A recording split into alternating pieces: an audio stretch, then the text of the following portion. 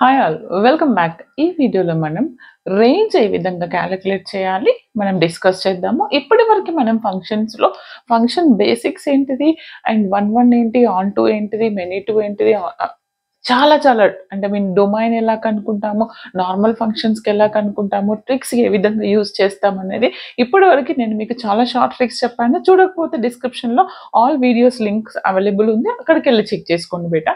ఇక్కడ రేంజ్ కనుక్కోవడానికి ముందు ఫస్ట్ మనము డొమైన్ కనుక్కోవడం మనకు తెలిసింది రైట్. క్లియర్గా తెలియకపోతే కమెంట్ చేయండి, నేను ఆ వీడియోలు మీకు షేర్ చేస్తాను.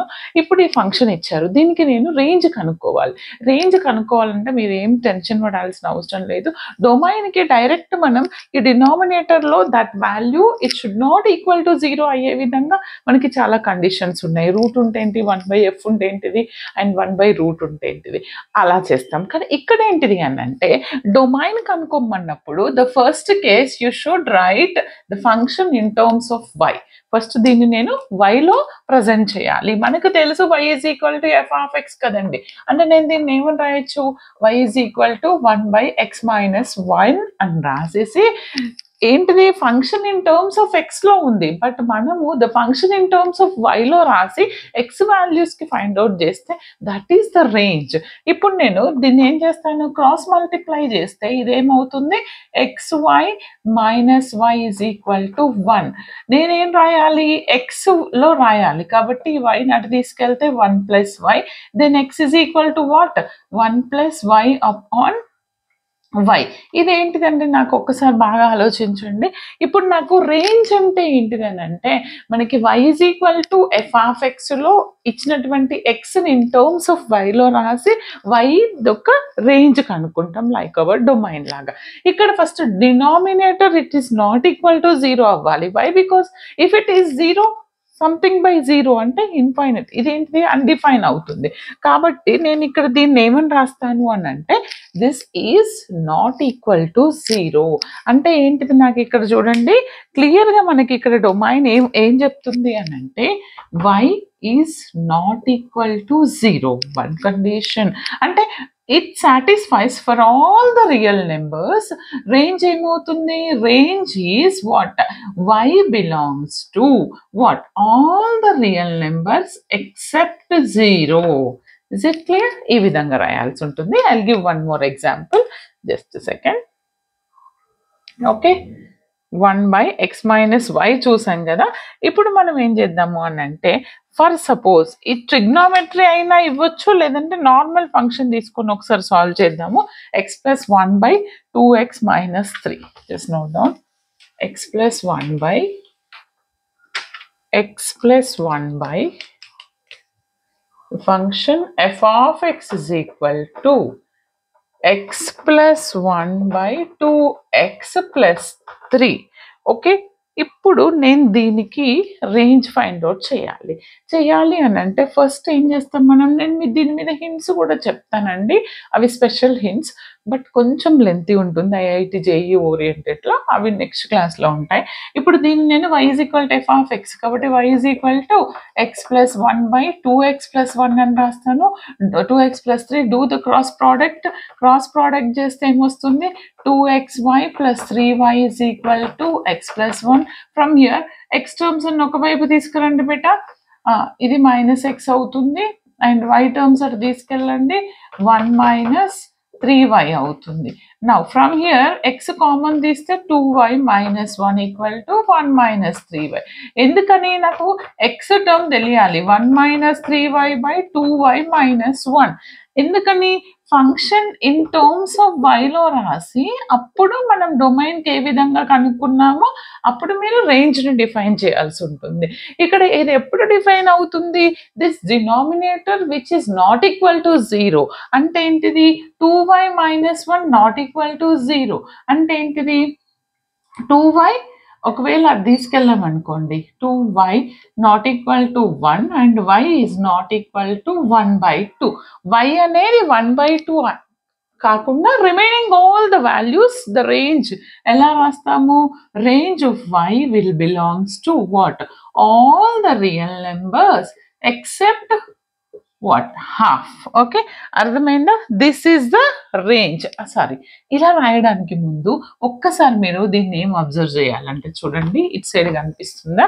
జస్ట్ కన్ఫ్యూజ్ అవ్వద్దు. మీరు ఇప్పుడు రాసింది కరెక్టే. This is all the real numbers except half అన్నాను కదా.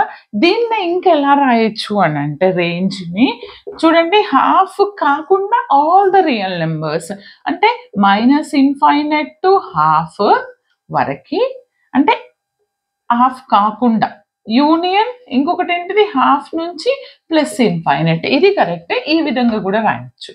ఓకేనా? Just note down. I will give one more example. చూడండి, ఈ ప్రాబ్లం వెరీ ఇంపార్టెంట్. ఇది మనకి ఇలాంటి ప్రాబ్లమ్స్ అడుగుతారు, రేంజ్ ఫైండ్ అవుట్ చేయమంటున్నారు. అవునా, మనకి తెలుసు. ఇలా ట్రిగ్నోమెట్రీకి ఇచ్చినప్పుడు మనం ఏం చేయాలంటే ఆ ఫంక్షన్ యొక్క రేంజ్ మనకి తెలుసు.